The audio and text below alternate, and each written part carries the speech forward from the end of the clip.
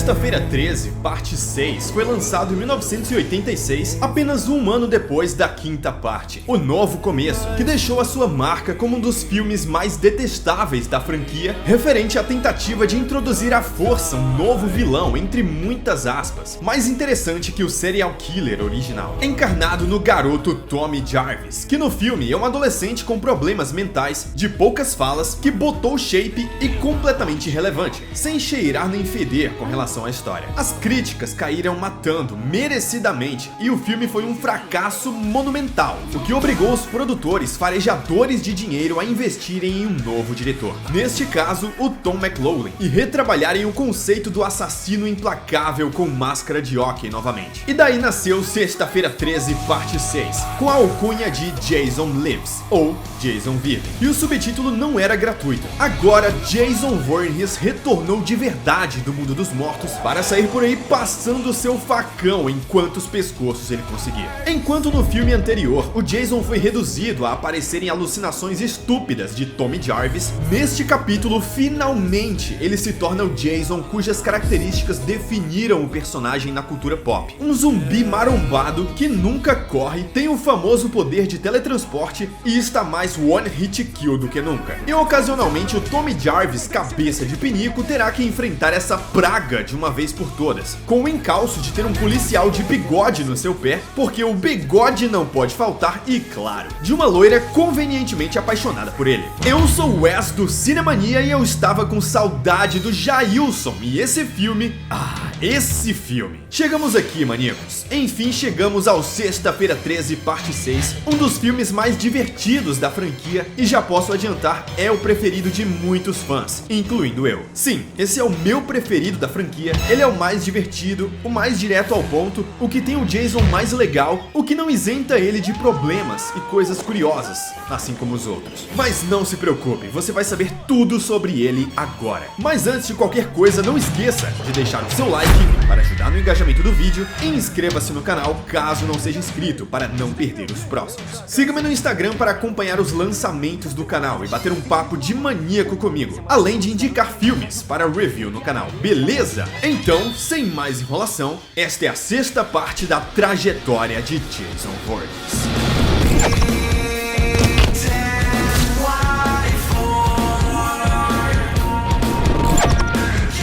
O Novo Começo acabou decepcionando os fãs de Sexta-feira 13 pelo mesmo motivo que decepcionou os fãs de Halloween, com o sumiço de Michael Myers no terceiro filme. Não que o Jason tenha sumido de fato, eles só pensaram que introduzir uma nova identidade ao vilão seria uma saída mais coerente para deixar de utilizar o personagem por algum motivo criativo, seja o sensacionalismo da sua morte no parte 4 ou alguma ideia produtiva nesse sentido. Era o começo de um sonho, que deu tudo errado, porque o filme, além de ter um roteiro duvidosíssimo, o Tommy Jarvis foi pessimamente trabalhado comparado ao quarto filme. No quinto, ele nem sequer tem falas, fora o fato de que ele só se torna o Jason, a proposta original, nos últimos 2 minutos de filme, enquanto na história inteira era um socorrista aleatório, um tiozão de 60 anos. Pô, tá de sacanagem? A ideia era essa mesmo ou algum tijolo caiu na cabeça dos produtores? Uma cheirada maligna. Então, para reverter esta cagada, os Mancuso delegaram a Tom McLoughlin o trabalho de ressuscitar o Jason dos vermes e se distanciar consideravelmente do, digamos, Tommy Voorhees. Então ele escreve e também dirige a parte 6. Ou seja, tudo de errado a gente coloca a culpa nele. McLoughlin havia dirigido o terror independente Numa Noite Escura, de 1983, que foi relativamente elogiado pela crítica. Mas ele também era conhecido por ter escrito vários roteiros para comédias, o que ficou bem evidenciado nesse filme,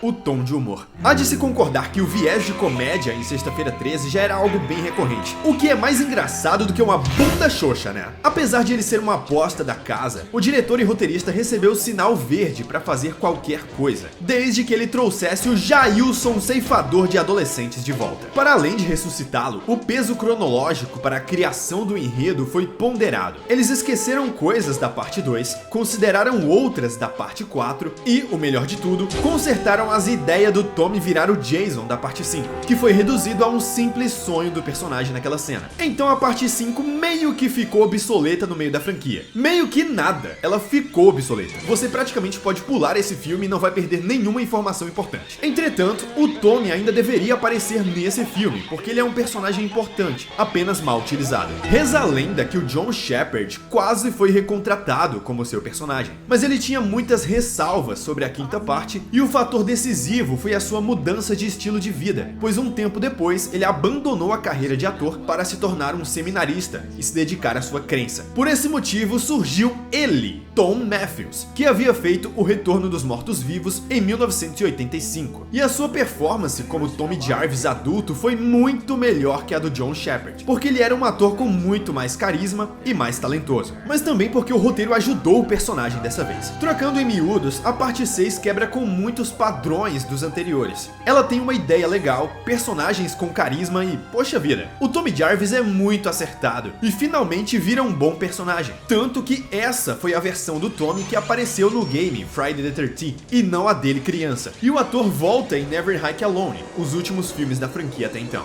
Vamos para a história e em paralelo eu vou contando mais. E tem muita coisa para contar. Mais uma vez, o filme não começa com um recap das partes anteriores, assim como o quinto filme, o que funcionou bem para esconder os eventos bostoloides do filme anterior. Então ele começa mostrando um carro a milhão numa estrada escura, com o próprio Tommy Jarvis e seu amigo noiado Allen Hawes, que saíram da instituição de recuperação mental e estavam indo diretamente para o cemitério em que enterraram o corpo do Jason. Tommy havia ficado com a máscara do assassino e estava com sangue nos olhos para resolver aquele assunto inacabado, pois segundo seu parceiro, o Tommy ainda vem sofrendo com as alucinações, e para ele era importante queimar o corpo do desgraçado. Jason pertence ao inferno.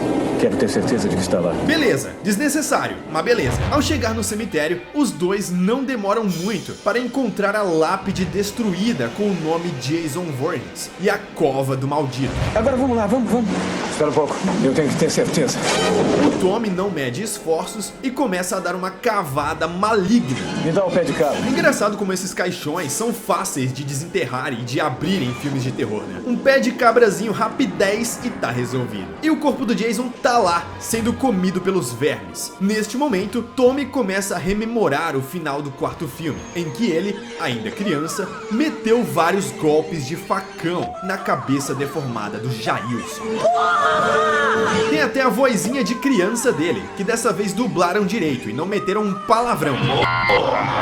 Então, num acesso de loucura, o cara simplesmente arranca um ferro da grade do cemitério no muque e começa a enfiar no presunto carcomido. Era pra isso que servia o shape de lutador de jiu-jitsu. E convenhamos, o Tommy não tem muita sanidade mental. Agora vem a parte legal. Quando o Tommy vai buscar gasolina pra queimar o corpo, adivinha? Cai vários raios do céu e um papoco do trovão acerta a estaca de ferro que estava atravessada no corpo do Benito. E a mágica acontece.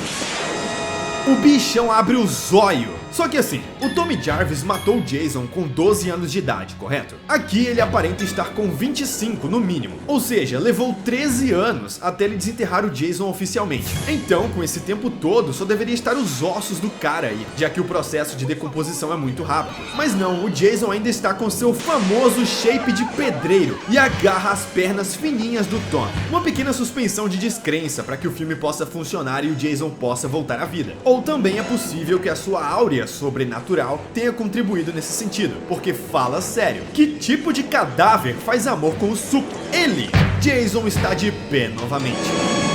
Quando o Tommy tenta atear fogo no cara, começa a chover. O mundo tá de meme com o Tommy. O vagabundo do comparsa dele chega gritando que nem um animal por trás. E pra deixar de ser otário, o Jason enfia a mão no peito do maluco e arranca o fígado dele. Ou o que quer que seja esse pedaço de bosta que ele arrancou. Jason teria talento pra trabalhar em frigorífico.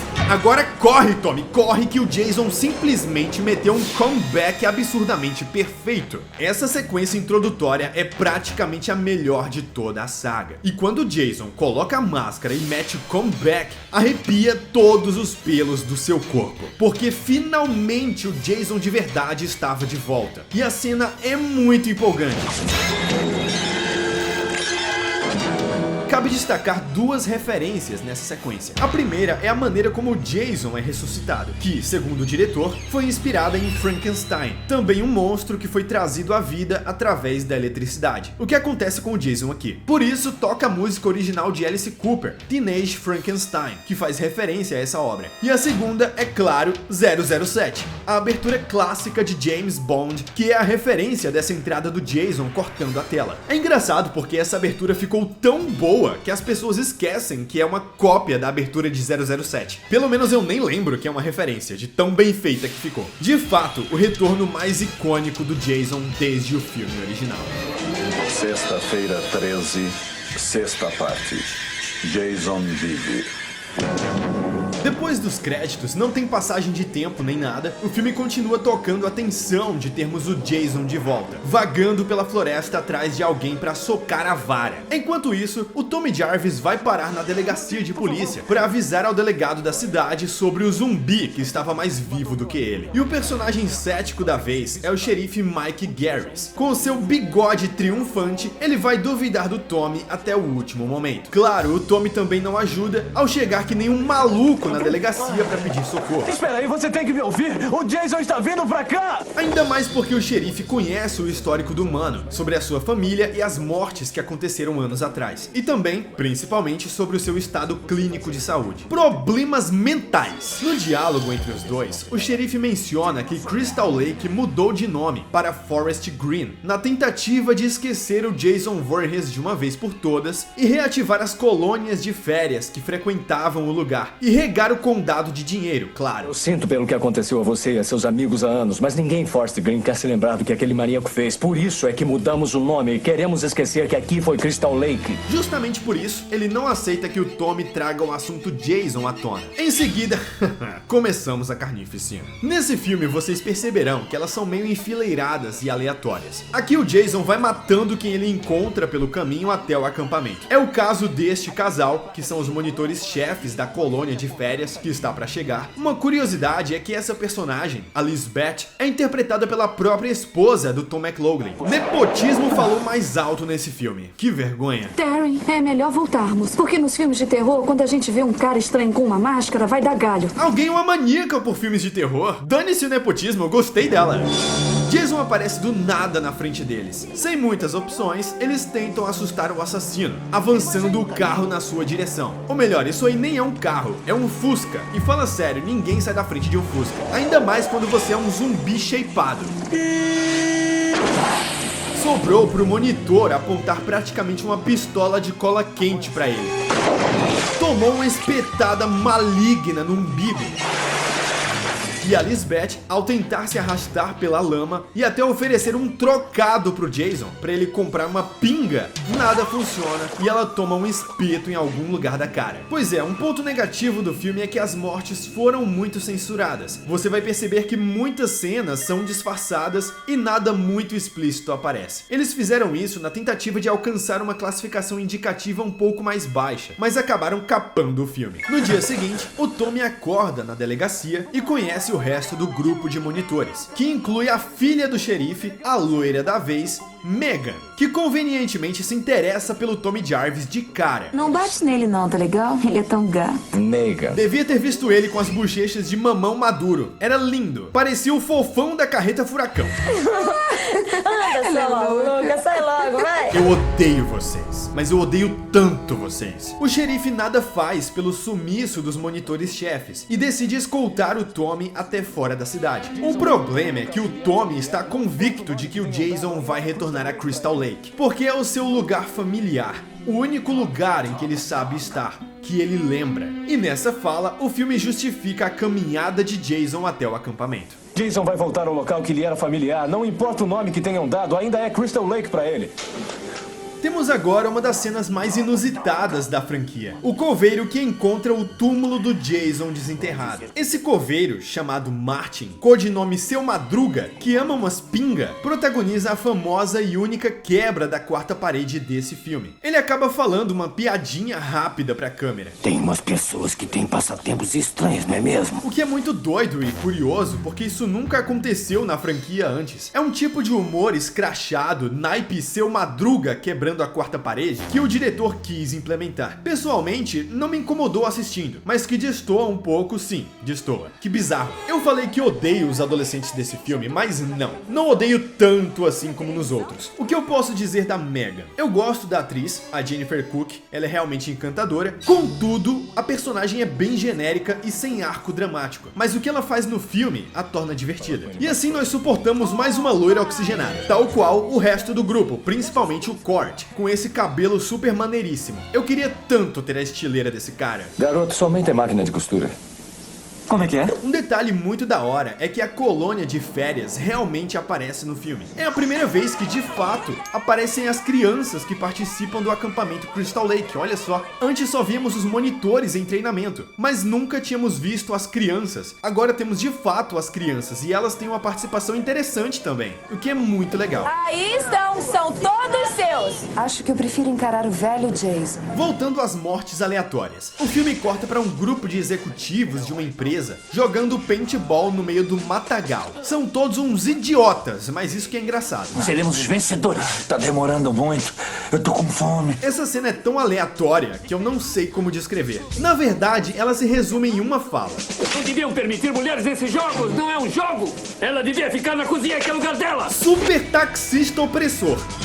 Jason arremessa o cara na árvore e esquece de soltar o braço dele. Morte icônica. Top 5 melhores mortes da franquia. E pô, bicho, olha essa cena desse personagem atrapalhado correndo pelas árvores. É ridículo, mas é tão escrachado que você deixa passar. Porque logo em seguida o filme compensa, trazendo de volta o Jason Trepadeira. O Jason mete um triple kill absurdo nessa cena. Uma pena que o filme censure essas mortes, porque esse triple kill foi lindo. E para os fãs do Jason que não corre, testemunhem essa cena do carinha correndo desesperado e o Jason Tranquilovski andando atrás dele. Vale comentar sobre o dublê que interpreta o Jason nesse filme. Em princípio, o papel foi dado ao Dan Bradley, mas os produtores acharam ele muito gordo pro papel, olha só. Ele foi substituído pelo CJ Graham, quem deu vida ao personagem durante quase todo o filme, com exceção dessa cena do paintball, em que eles aproveitaram o que o Dan Bradley havia filmado. Realmente, o Jason tá um pouco fora de forma nessa cena, mas eles mal sabiam que o Jason viraria o tio da cachaça no nono filme.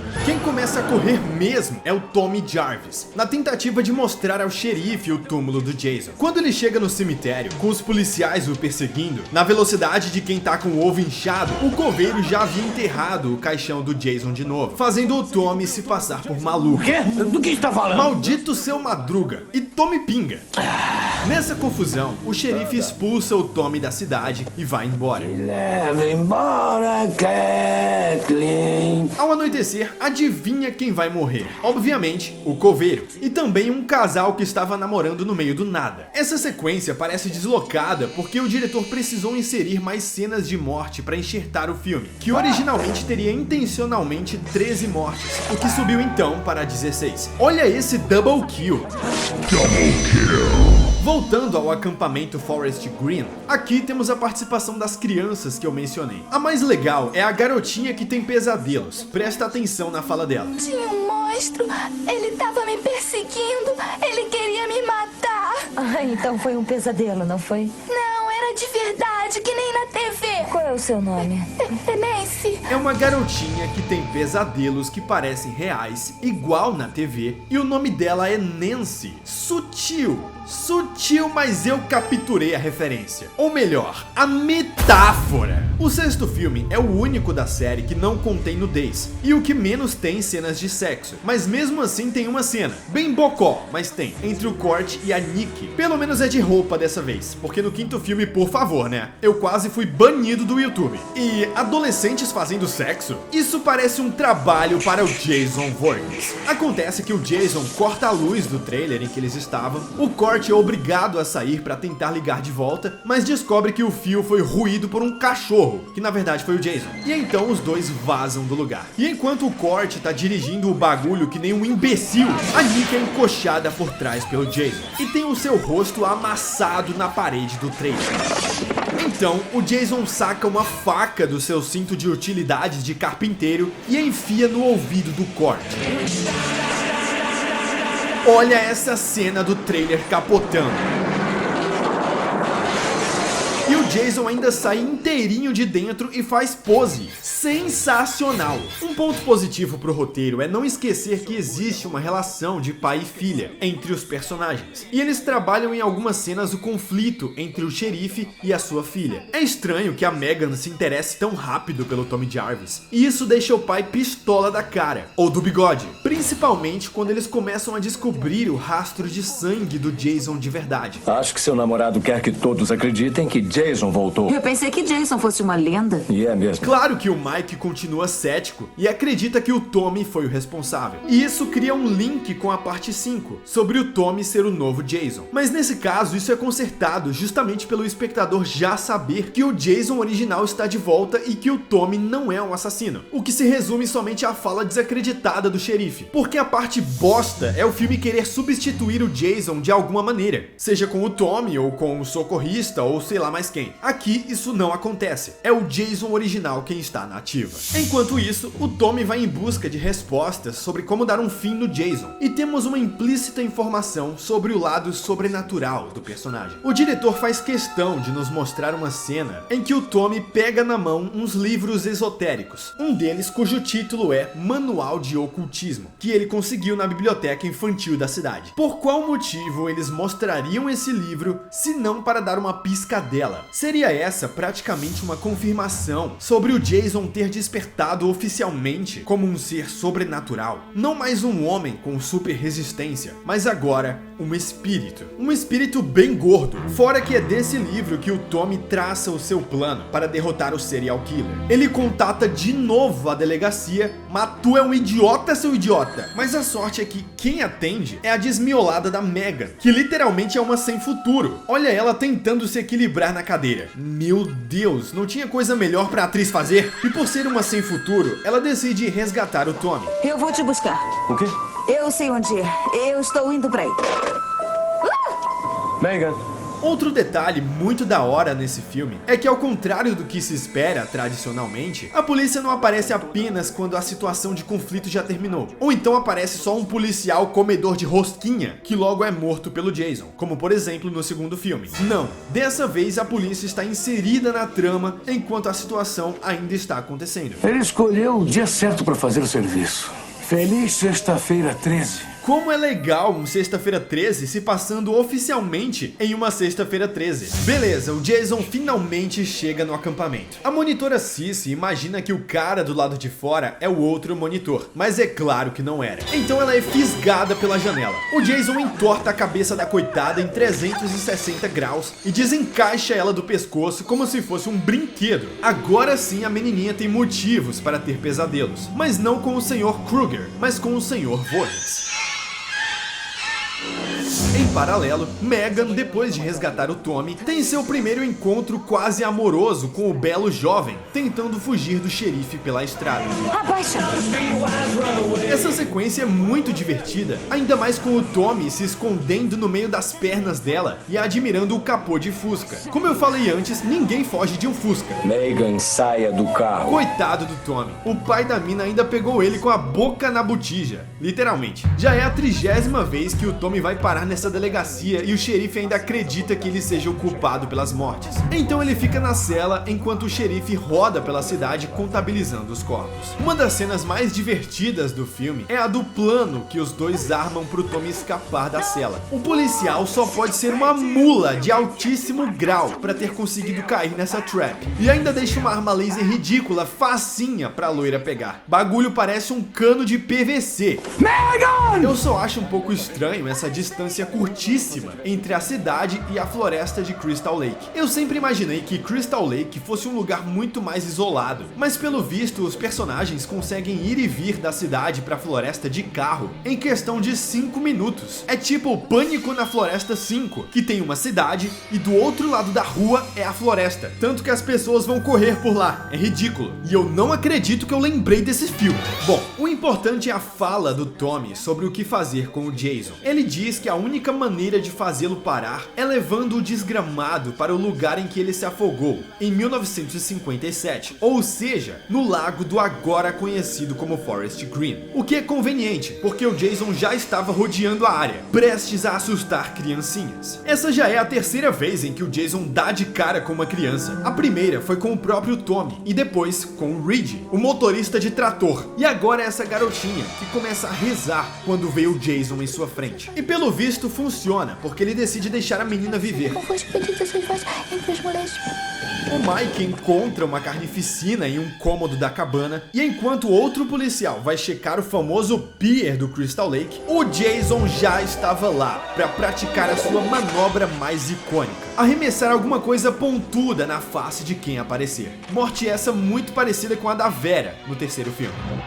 Em seguida, um outro policial encontra a garotinha, que até tenta avisá-lo sobre o homem bizarro que apareceu na cabana, mas já era tarde demais. O Jason deposita vários tiros de pistola no seu six-pack e depois esfola a cabeça do tira. Supostamente, né? Porque não é mostrada a cabeça dele sendo esfolada. Pelo menos eles têm o cuidado de não transformar o xerife Mike num personagem completamente odiável, porque ele não é um babaca. Na verdade, ele se importa com a segurança da filha e também com as crianças da colônia nessa cena, em que ele pede para todas se esconderem debaixo das camas. Ele só é um maldito com o Tommy Jarvis até perceber que o Jason era real. Mas eu acredito que seria mais redondo se o xerife e o Tommy tivessem uma trégua, o que não acontece, pois é nesse momento em que o xerife e o Jason tiram um fight, 1 contra 1, do lado de fora. É óbvio que o policial não tem chance nenhuma com esse filho de uma mãe descabeçada, mesmo estando com uma 12, porque sim, o Jason tanca tiros de 12 a queima-roupa.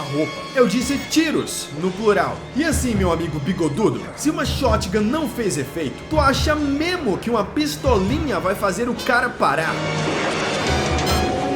Agora vai ter que correr que nem uma gazela. Parabéns pra você nessa data querida. Finalmente, o Tommy e a Megan chegam no acampamento. E enquanto ela vai tentar ajudar as crianças, o Tommy começa a armar seu plano infalível, que com certeza vai falhar. Agora eu vou encontrar meu pai que é delegado e depois vamos voltar pra casa, tá legal? Aff, que carteirada desnecessária. Se o seu pai é tão delegado assim, por que o Jason dobra ele que nem uma massa de pastel? E foi isso. Putz grila, o xerife foi de bumba meu boi tão rápido que ele nem viu a sua virilha encostando na sua testa. O plano final do Tommy era amarrar uma pedra no pescoço do Jason de maneira que ele afunde no rio. Muito provavelmente ele se baseou no livro de ocultismo e apostou que isso faria o Jason morrer de fato. Mas assim, faria qualquer um morrer, não só o Jason. E por que tem que ser no Crystal Lake? Por que isso não funcionaria em qualquer outro lago? Eu não sei. Eu entendi o simbolismo nessa cena, só não entendi se isso seria necessariamente um ocultismo.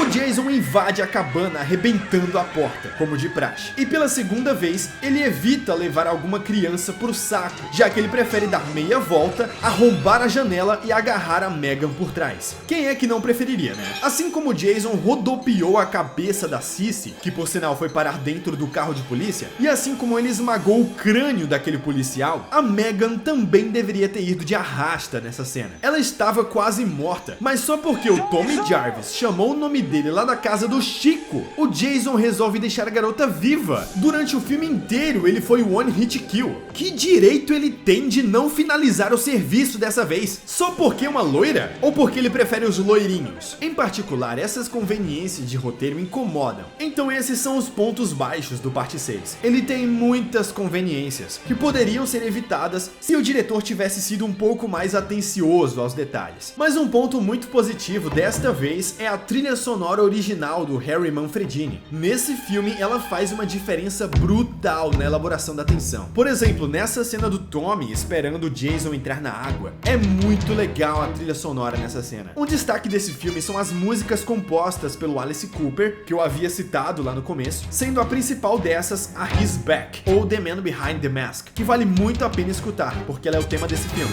Só não vale desistir, né, Jailson Mendes? Tu tava com a mulher na mão e agora lembrou que deixou ela viva? Ei, é a mim que você quer? Eu também suspeito de que é você que ele quer, meu chapa. Nada beleza, o Jason adentra no lago e desaparece. O Tommy, com a corrente preparada, resolve atear fogo ao redor da canoa de madeira. Inteligente, todos sabemos que você não é, Tommy. Inclusive, o pior xingamento que você pensou para o Jason foi cabeça de vento. Venha, seu cabeça de vento! Venha! Ele deve ter se sentido muito humilhado. Como de costume, o Jason agarra o Tommy na canoa. O que é esquisito porque eu não entendo muito de barcos, mas com todo esse peso, a canoa não deveria ter virado. Essa agarração toda só acaba quando o Tommy consegue pôr a corrente no Jason e o peso da pedra arrebenta o barco no meio. A pedra afunda, a câmera mostra a antiga placa do acampamento Crystal Lake no fundo do rio, o que é bem legal. Só que o Tommy é incapaz de se livrar das mãos másculas e peludas do Jason, tanto que ele desmaia e boia na superfície. Megan se joga na água e consegue salvá-lo no último minuto. Mas, como já era de se esperar, o Jason agarra o seu pé em uma última tentativa de levar alguém para o inferno junto com ele. Por sorte, a Megan aciona o motor desse outro barco, que por conveniência estava próxima ao pescoço do Jason. Pois é, a hélice do barco corta o pescoço do assassino, e assim ele morre, jorrando sangue em todo o lago. Não é a minha morte favorita do Jason, porque ela é meio esquisita. A cena também é escura, de propósito, e não ajuda muito na compreensão do que diabos aconteceu. E como assim a hélice estava tão perto do pescoço dele?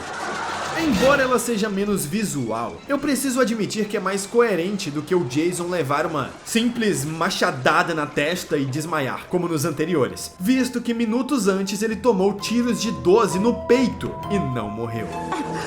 Megan e Tommy se abraçam. Enfim, é isso aí. Limpo e seco, esse é o encerramento dos personagens. E não vamos voltar a vê-los tão cedo. O filme, originalmente, teria alguns finais alternativos, e um deles é muito interessante, mas que nunca foi filmado, mas foi mostrado em storyboards na versão deluxe do DVD. Nesses storyboards, narrados pelo próprio coveiro Martin, aquele que morre no meio do filme, surge no cemitério em que o Jason foi enterrado o próprio pai do Jason. Isso mesmo, o pai dele, chamado Elias Voorhees, apareceria no filme, de uma maneira misteriosa, sem falar nada, em frente ao túmulo do filho. Na minha cabeça ele seria interpretado pelo Brad Dourif, mas isso fica para o West Cut, o que implicaria em uma perseguição de Jason ao seu pai nos filmes seguintes. Infelizmente, ou felizmente, essa cena nunca viu a luz do dia, porque a Paramount não quis se comprometer em seguir em frente com essa história do pai. Poderia ter sido um desastre, ou não, nunca vamos saber. Mas provavelmente seria sim. Oficialmente, a última cena que foi para o corte final é bem mais simples e genérica. Ela mostra o Crystal Lake durante o dia e rapidamente corta pro Jason lá no fundo vivaço e dane-se, justamente onde ele vai ressurgir no 7º filme. Sexta-feira 13, parte 6 é um filme acima da média dentro da franquia. Muito divertido, que trouxe o Jason de volta de uma maneira razoavelmente funcional. E por conta disso, foi o primeiro filme da série a receber críticas gerais positivas, desde o filme original. Todos os outros filmes anteriormente haviam sido escrachados pela crítica, mas Jason Vive conseguiu ser eficiente na proposta da diversão, do humor e da matança, com o assassino original. A Final Girl não é ruim, mas também não consegue se destacar mais do que o Tommy Jarvis, que foi muito mais bem aproveitado. Os pontos negativos ficam a cargo dos deslizes e das pequenas incoerências, mas comparado aos outros filmes, como o quinto, é bem sutil. Apesar de tudo, hoje ele é considerado um dos melhores filmes da franquia, por muitos talvez o melhor. Poderia ter terminado aqui? Poderia, mas é claro que não vai, porque a matança continua em Sexta-feira 13, parte 7, filme peculiar em que o Jason vai enfrentar a famosa Carrie, a estranha. Você não perde por esperar. Na verdade, você vai se arrepender por esperar, porque a parada daqui pra frente é só ladeira abaixo, até o inferno. E se você gostou desse vídeo, não esqueça, deixe o seu like, porque você vai me ajudar e muito na produção de mais como esse, então conto com a ajuda de cada um de vocês com o gostei e, claro, com o seu comentário. Comenta aí qual Sexta-feira 13 vocês curtiram mais até agora, já que estamos praticamente na metade da franquia. Qual você gostou mais até então, desde a origem do Jason até o seu retorno dos mortos? Deixa aí nos comentários, beleza? E claro, se você tem interesse em ter o seu nome creditado aqui embaixo, além de receber os vídeos antecipadamente, o link para se tornar membro está na descrição. É baratex e você ajuda a potencializar o canal. Agradeço imensamente a todos vocês, eu vou ficando por aqui, um forte abraço e até a próxima.